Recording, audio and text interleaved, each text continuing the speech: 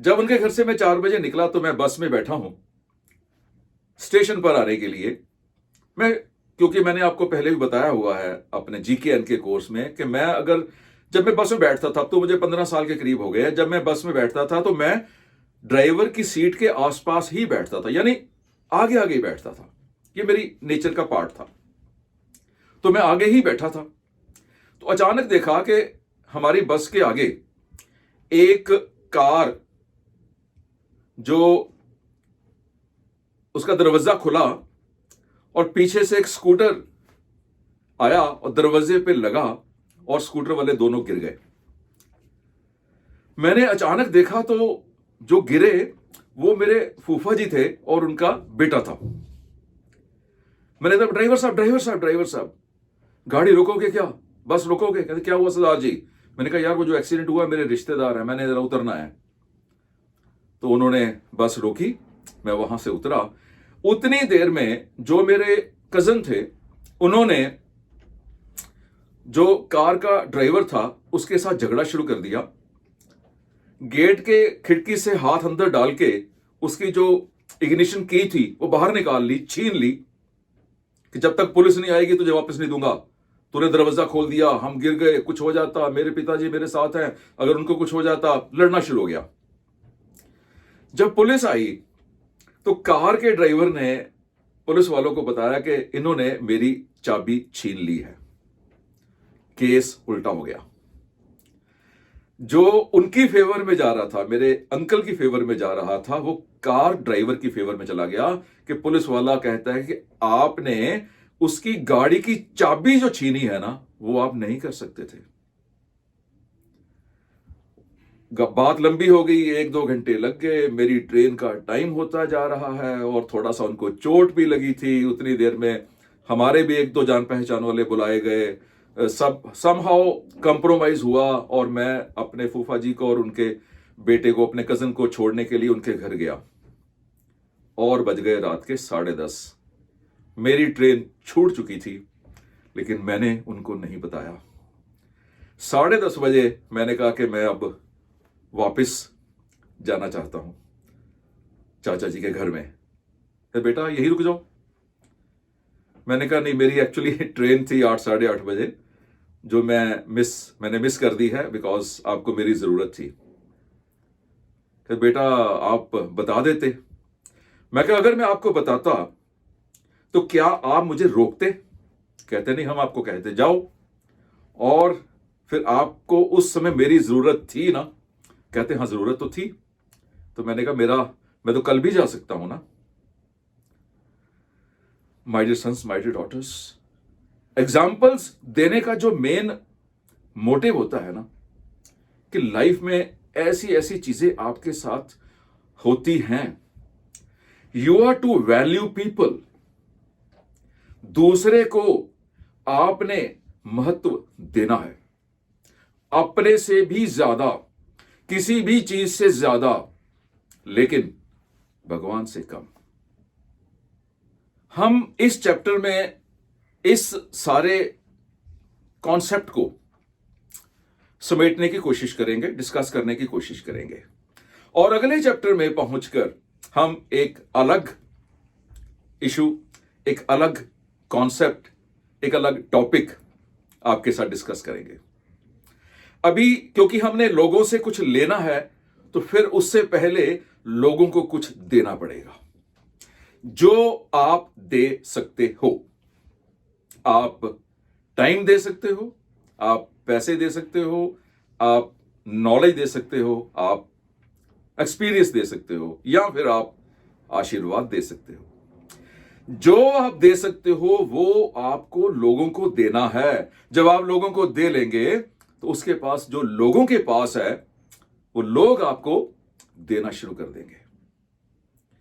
तो बेसिकली एक ऐसा खेत, एक ऐसा एग्रीकल्चर लैंड आपके पास है जहां पर आपने बीज बोने हैं। और बोना क्या है? आपने इंसान बोने हैं। किसी भी चीज से महंगी, किसी भी चीज से वैल्यूएबल अगर कोई चीज है तो वो इंसान है। तो आपने इंसान बीजने हैं, इंसानों को फर्टिलाइजर देनी है, इंसानों को पानी देना है, इंसानों को जोतना है, और उस जमीन से फिर इंसान ही उगेंगे।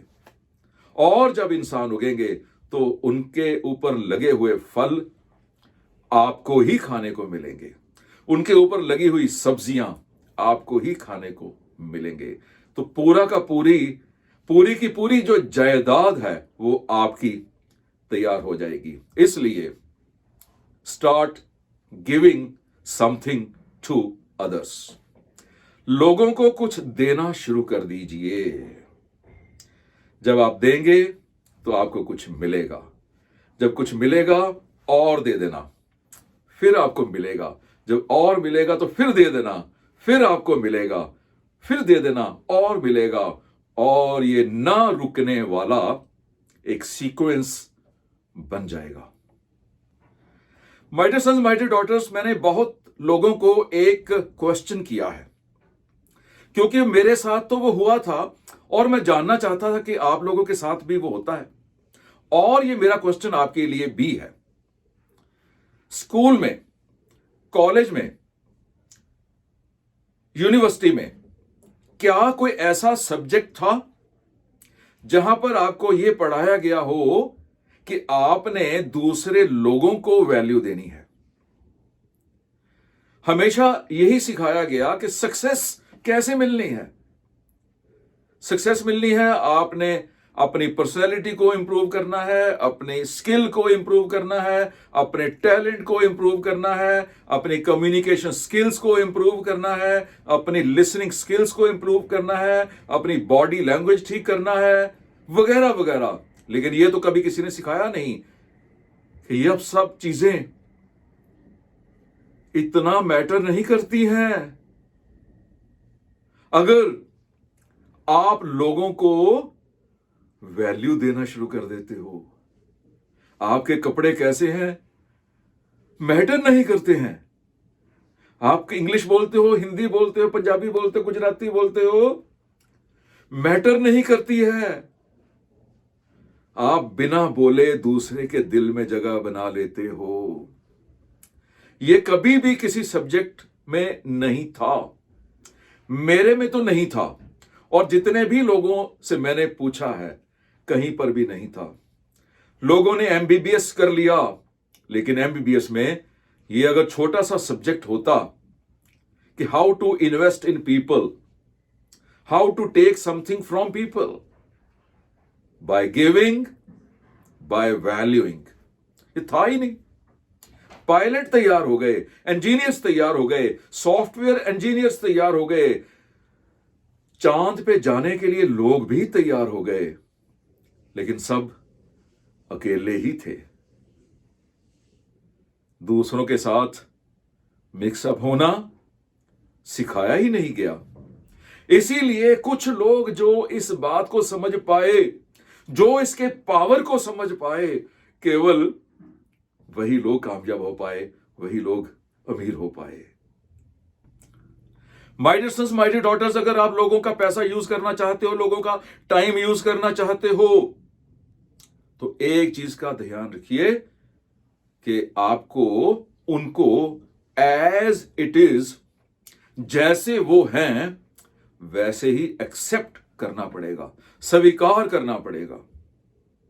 आप उनका नुक्स नहीं निकाल सकते कि इसका नाक मोटा है, या इसके आईब्रोज के बाल सफेद हैं, या इसकी ठोडी पे कोई तिल लगा हुआ है, या इसका कंप्लेक्शन काला है या गोरा है, ये नाटा है, ये इससे बास आती है, ये सही ढंग से बोलता नहीं है। आपको लोगों को स्वीकार करना है, एक्सेप्ट करना है, उनके साथ एडजस्ट होना है। मैंने एडजस्टमेंट बोला है, मैंने कंप्रोमाइज नहीं बोला है। एडजस्टमेंट उनके साथ करनी है, जैसे वो हैं वैसे ही, उनको चेंज करने के बिना, और उनको अप्रिशिएट करना है। ये सेकंड चैप्टर आपको बहुत बेसिक दे रहा हूं। जब तक आप नहीं कर सकते, ये फाउंडेशन है आपकी बिल्डिंग की, जहां पर आप करोड़ों करोड़ों करोड़ों रुपए कमाने का सपना देख रहे हो, ये उस बिल्डिंग की फाउंडेशन है, और इस फाउंडेशन को आपको मजबूत करना पड़ेगा। तो आपने उनको एक्सेप्ट करना है, आपने उनके साथ एडजस्ट करना है, आपने उनको अप्रिशिएट करना है।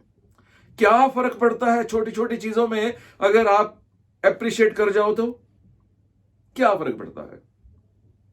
आपने घर में पेंट करवाया, 20 दरवाजे पेंट हुए, बीच में एक दरवाजे के ऊपर कोई निशान लगा रह गया, क्या फर्क पड़ता है? बाद में नहीं लगेगा क्या?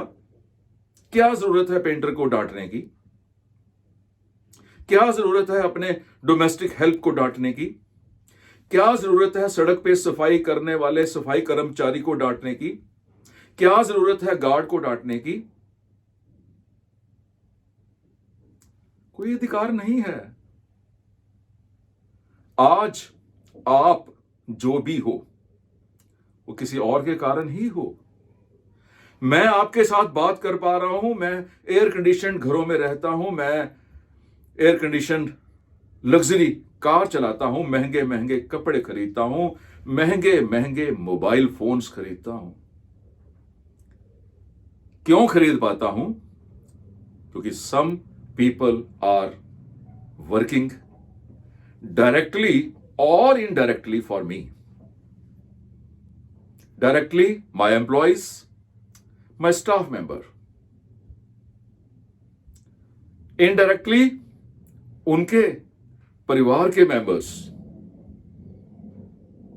मेरे वेंडर्स और उनके आगे वेंडर्स, मेरे कस्टमर्स और उनके आगे कस्टमर्स,